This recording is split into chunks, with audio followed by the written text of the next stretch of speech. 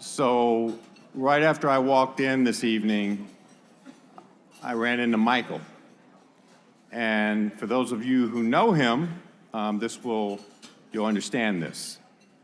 First he pointed, and then he walked over to me while he continued to point at me, and he leaned in and he said, "Keep it short."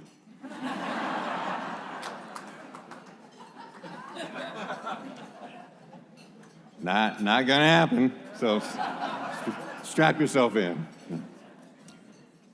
It is my profound honor to present this evening's Global Leadership Award to Tanya and Michael Polsky. Two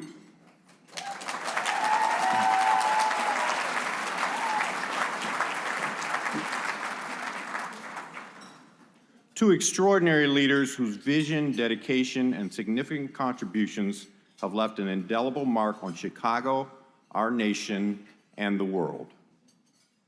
Many of you here know Tanya and Michael well, and it is my great privilege to recognize them as our Chicago honorees.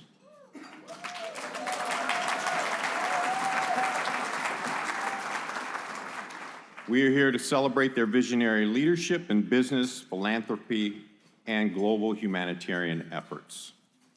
Born and raised in Ukraine, Tanya has lived in Chicago for over 20 years. She has built a distinguished career in banking and finance, working for notable financial institutions. Tanya earned her MBA from Kellogg School of Management at Northwestern University and has transformed her professional expertise into a powerful force for social change as president of the Polsky Foundation. Following Russia's invasion of Ukraine, Tanya founded Our Home Ukraine, a nonprofit providing humanitarian aid to those impacted by the war. The organization stocks school bomb shelters with first aid supplies, non-perishables, heaters, blankets, and other essentials, and works to give students greater access to digital learning. Since 2023, Our Home Ukraine has distributed nearly 55,000 food packages and has completed thousands of village aid visits, providing families in war-torn areas with household goods, baby essentials, medication, and educational materials. The organization also supports widows and their children and offers a summer camp program which gives families a free therapeutic opportunity to heal from war-related trauma together. Tanya is also a founding funder of Operation White Stork, a veteran-led organization that has evacuated nearly 40,000 people and pets, housed over 14,000 people, and delivered over 149,000 life-saving individual first aid kits to Ukrainian soldiers on the front lines.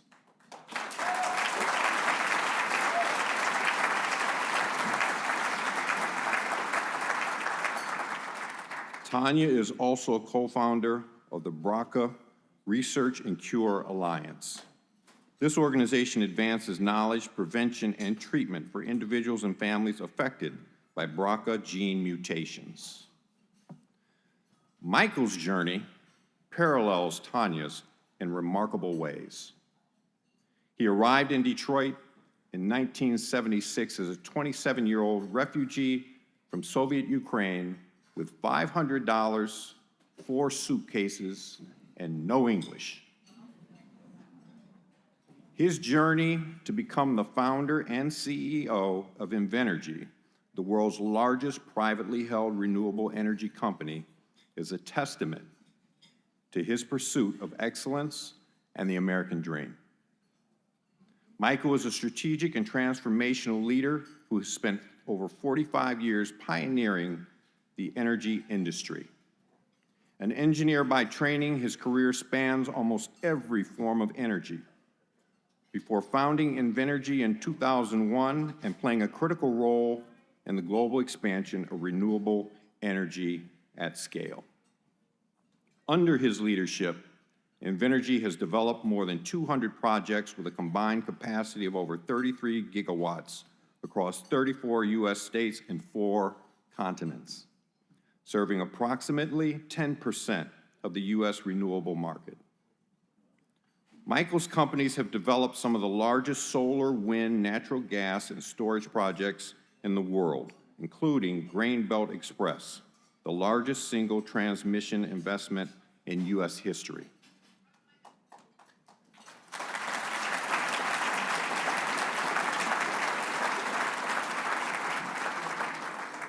They have produced one of the most advanced domestic solar factories and the first liquefied natural gas-to-power generator for El Salvador, which meets 30% of the country's energy demand. Before founding Invenergy, Michael brought a wealth of entrepreneurial experience, having founded two other successful independent power companies, Indec Energy Services and SkyGen Energy. Michael graduated with an MS in mechanical engineering from Kiev Polytechnic Institute and earned his MBA from the University of Chicago Booth School of Business in 1987.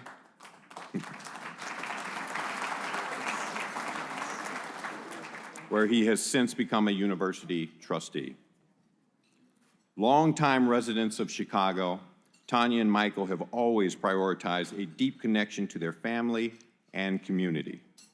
They are proud parents to 6 children and have long dedicated themselves to giving back and to teaching their children the importance of service by volunteering together as a family. They are committed to investing in the next generation by advancing opportunity and access through education, supporting entrepreneurship, funding medical research, investing in arts and culture, and promoting human rights.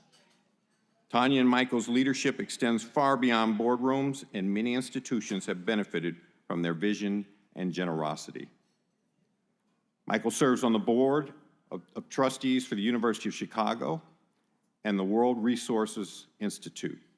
He previously served on the United States Holocaust Museum Council, appointed by President Barack Obama in 2016.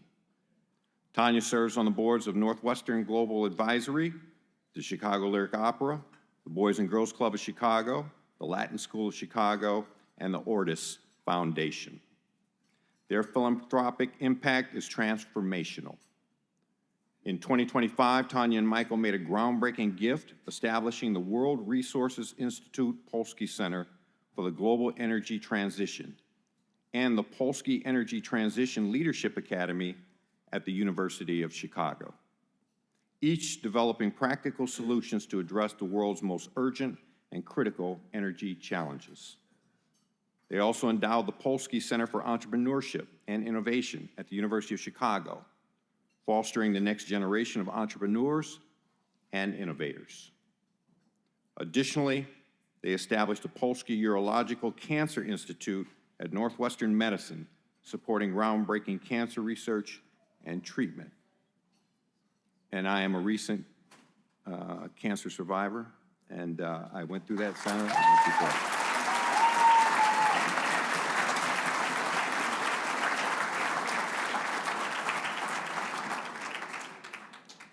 Michael has received widespread recognition for his humanitarian and professional contributions, including the Robert F. Kennedy Human Rights Ripple of Hope Award in 2022 for his leadership in accelerating the clean energy transition. Tanya and Michael are shining examples of using their positions to not only improve and engage with their community, but also inspire many to do the same. We thank them and honor them for their visionary and exemplary leadership. As we honor Tanya and Michael today, let us be inspired by their pursuit and legacy of excellence, their decades of business and civic leadership, and their unwavering commitment to building a more just, sustainable, and compassionate world. They are more than just leaders. They are an inspiration, providing a tremendous example for future generations of what it means to be global leaders. They show us the extraordinary impact and change two people can create when they dedicate themselves to a purpose greater than themselves.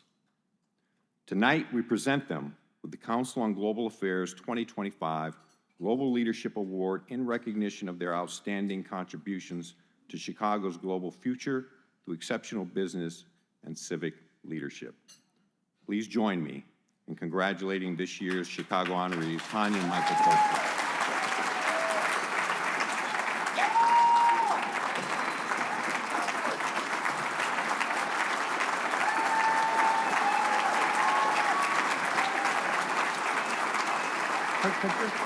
Quick.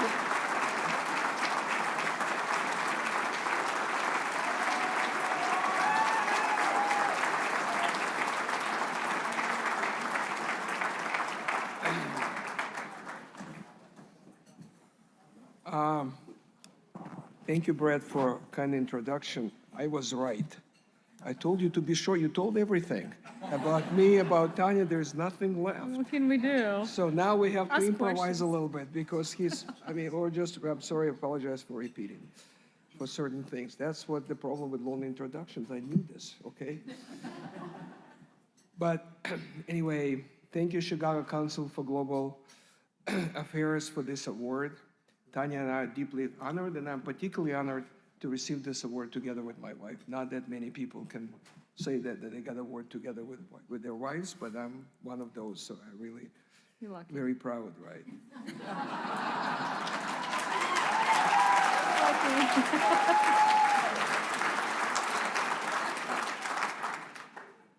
Chicago has a proud tradition in civic leadership, and we are grateful to be part of that legacy and the council important work. I'm sure there are a lot of people in Chicago, including a lot of people in this room, that could get the same award. So I think I want to just congratulate all of us for doing what we can do to make a world a better place.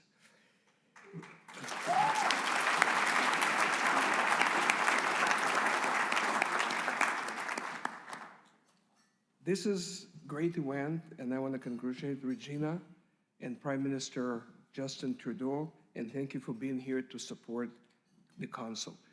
Another problem with us, in between of the best speaker, we heard Regina inspirational speech, and I'm sure everybody waiting for Prime Minister's speech, so we kind of... Let's move it. Maybe the good part is that we don't have to be too long.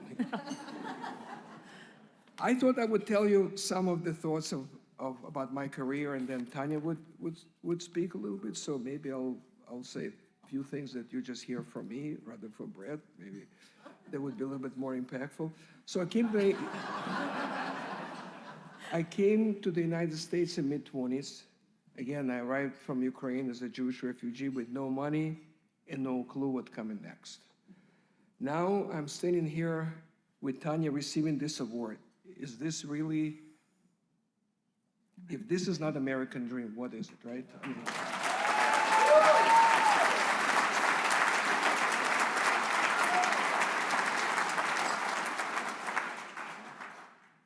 as an engineer, I started working for big companies across nearly all types of energy. I work on coal and nuclear, on gas, and then later, I got into renewable energy. But, working for big company was frustrating to me. So, at some point I thought I have to do things on my own, okay? That became my path in 1985 as an entrepreneur. I built from scratch 2 companies before founding Invenergy about 25 years ago. We have a lot of Invenergy colleagues here. So without people, obviously, you cannot build anything. We started just with 5 people, but with a vision and desire to be ahead of the curve and what might be the energy of the future. Today, Invenergy has become the largest independent power producer. You already heard that. We have first-class team with about 3,000 people. We've done a lot of projects on 4 continents using natural gas, solar, wind, energy storage, energy transmission, electrical transmission. We also have venture fund that we call Energize. In many ways, my journey in energy mirrors the American energy story, beginning in coal and oil, moving to nuclear and natural gas, and finally to new technologies such as renewables. I just want to say that evolution was not ideological for me. It was inevitable, driven by technology, economics, and common sense. Just like industrial revolution of the past and the one that we experience right now. Unfortunately, energy has become deeply politicized. My entire career is not about ideology or politics. It's about what makes sense.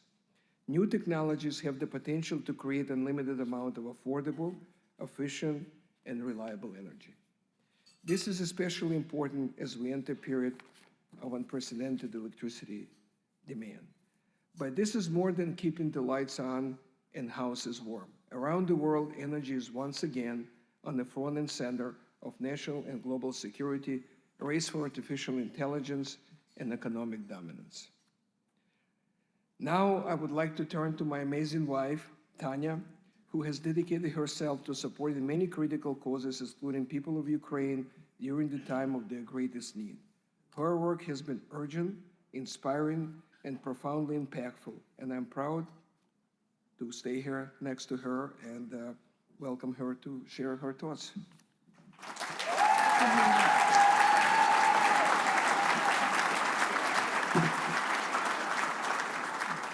Thank you. Good evening. I would like to thank the Council for this honor and all of you for supporting this wonderful organization. I would like to also thank so many of you, so many friends for supporting our foundation and all my adventures with it. And most importantly, I would like to thank my husband, Michael, whose business success gave us a privilege and opportunity to work in causes that matter deeply to us and impact people's life. Like Michael, I was born and raised in Ukraine. I'm gonna breeze through that because Brett had said that already. And I'm gonna be very quick. Only second part of my speech actually matters now. So I live in Chicago for 25 years. At the Polsky Foundation, as he said, we do entrepreneurship, extend STEM education, advanced energy transition, and but also as a Jewish family, we work on multiple causes to combat anti-Semitism and support causes aimed at reducing human suffering. One of those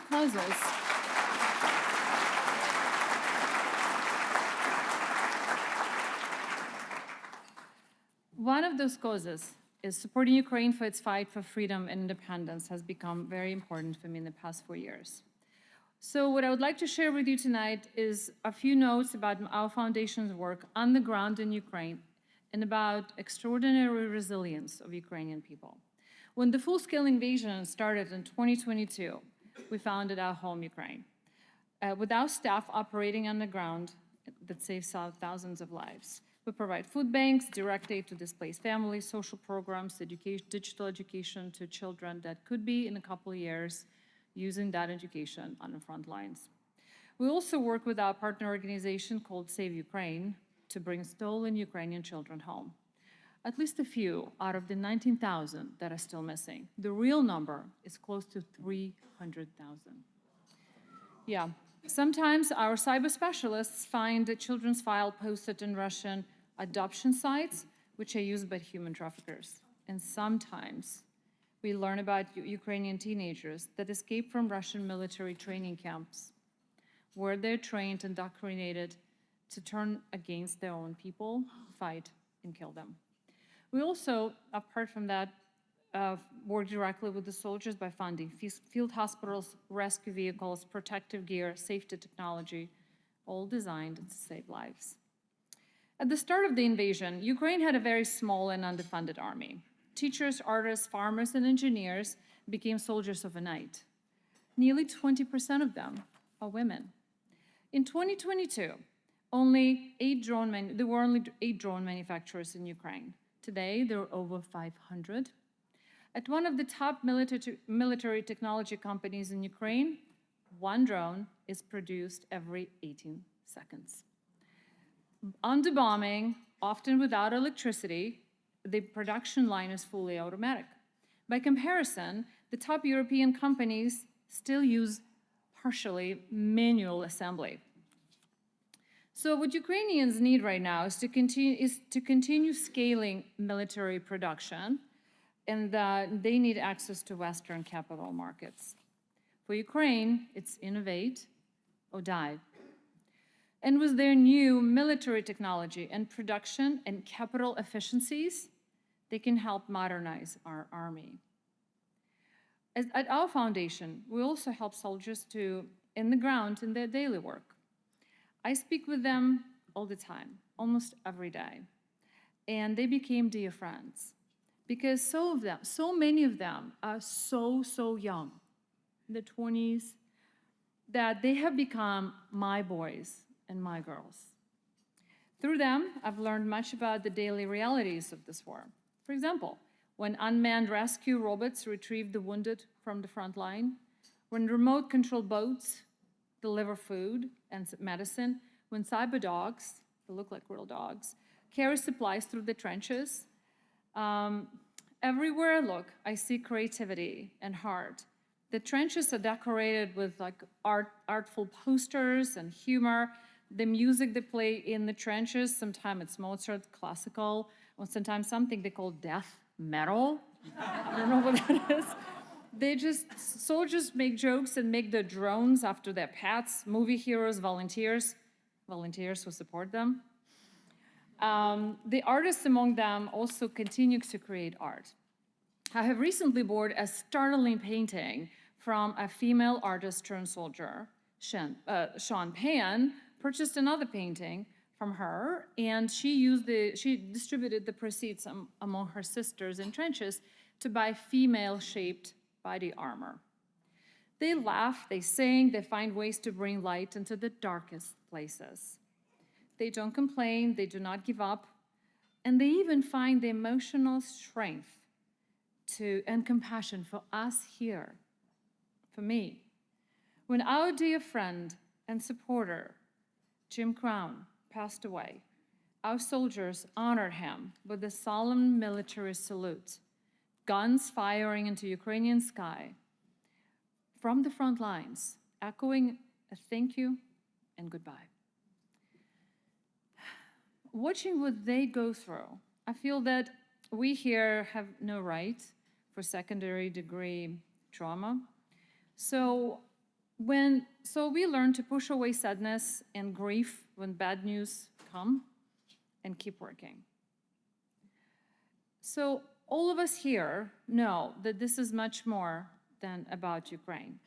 The Russian war machine is training and expanding its allies, flying drones over Europe, building networks of global aggression. Apart from North Korea, the largest foreign legion in Russian army now comes from South America, particularly from Cuba. The threat is moving closer to all of us. If you feel moved to act, please consider investing in Ukrainian technology funds or trusted charities, and please talk to your friends across political aisles, whether they would want to fight for democracy or make money in Ukrainian military technology industry, or both. We all have a role to play. So I'm deeply grateful to the Council for its continued leadership on global issues, to the Right Honorable Justin Trudeau for his steadfast support of Ukraine, and to my friends, family, my children, and Polsky Foundation team for your generosity and hard work. And again to Michael, my amazing partner in this work and in life. Thank you.